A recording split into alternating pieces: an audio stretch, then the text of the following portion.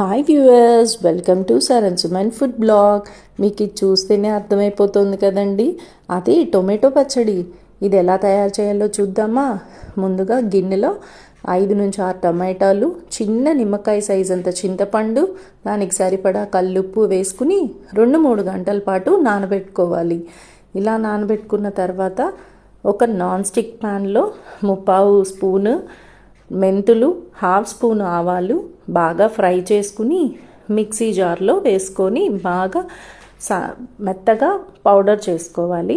దీంతో పాటు మనం నానబెట్టుకున్న టమాటాలు ఉన్నాయి కదండి, అవి కూడా మిక్సీలో వేసుకుని బాగా మెత్తగా పేస్ట్ చేసుకోండి. టొమాటో పచ్చడి అంటే ఇష్టం లేని వాళ్ళు ఎవరన్నా ఉంటారా అండి? పచ్చళ్ళు అంటేనే చాలా ఇష్టం మనందరికీ. సో తప్పకుండా దీన్ని ట్రై చేయండి.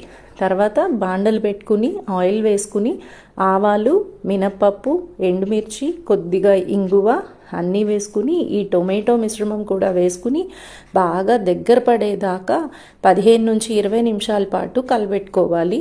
తర్వాత ఒక 1/2 స్పూను చక్కెర వేసుకోవాలి. సరిపడా కారం, ఉప్పు, నూనె బాగా వేసుకుంటే చాలా బాగుంటుందండి టమాటో పచ్చడి. మినిమం 1 మంత్ to 2 మంత్స్ వరకు కూడా ఇవి నిల్వ ఉంటుందండి.